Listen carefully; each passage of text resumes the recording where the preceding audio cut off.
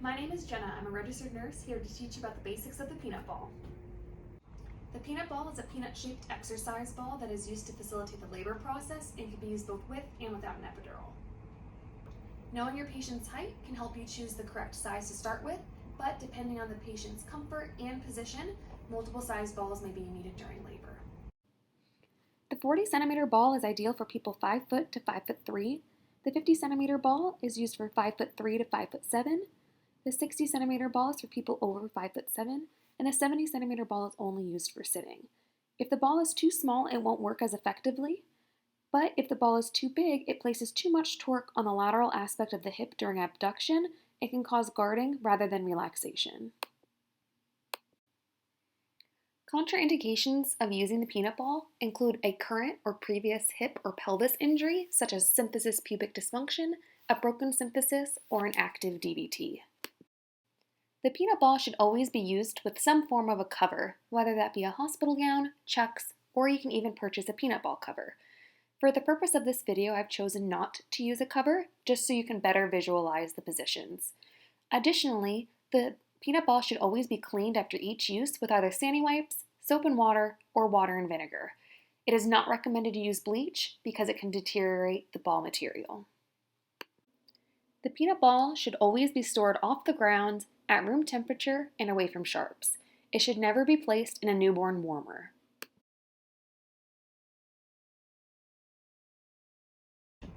The patient should position their knees depending on fetal station. If the baby is -2 station or above, the knees should point outwards in order to open the top of the pelvis, which is called the inlet. If the baby is at -1, 0, or +1 station, the knees and feet should be placed parallel in order to open the mid-pelvis. If the baby is +2 station or below, the knees should be pointed together with the heels out in order to open the bottom of the pelvis, which is called the outlet. Patients should be repositioned every 30 minutes to 1 hour. I am in the semi-sitting lunge position, and I'm using a 40 centimeter ball. As you can see, my top leg is hanging over the ball. However, my ankle and foot are almost touching the bed, which indicates to me that this size is too small. I've changed out the ball to the 50 centimeter size. As you can see, my calf and ankle are supported by the ball, which indicates this is a good size ball for me.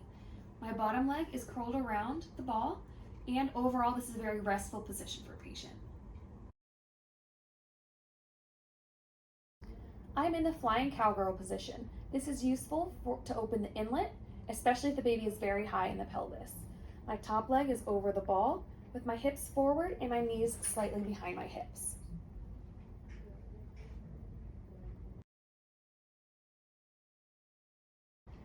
I'm in the sideline position with the 60 centimeter ball.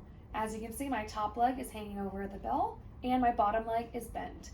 This is a great position for the epidural as it helps keep the pelvis open, but it's very restful as well. The top leg can be hung over the ball like this, or can be placed along the top of it in a parallel position in order to open the mid-pelvis. Additionally, you could place a rolled up towel underneath the heel in order to cause the knees to face inwards for internal rotation of the knees, which opens the outlet.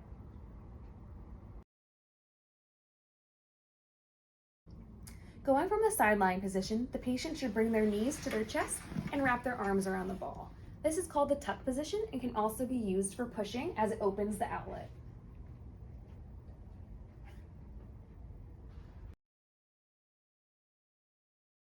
I'm currently in the kneeling position. I'm kneeling over a 50 centimeter ball. This is a great position for a patient with lower back pain, as support people can do counter pressure and hip squeezes to help alleviate discomfort.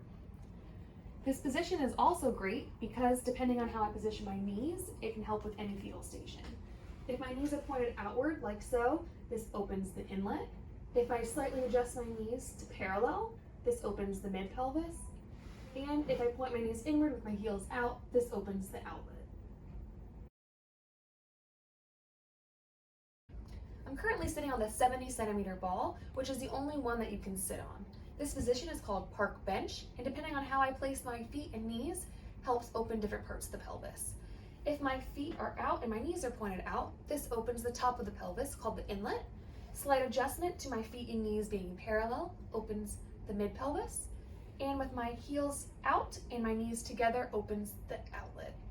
Additionally, this can be a quite comfortable position as support people can give counter pressure and hip squeezes to the lower back for any back discomfort.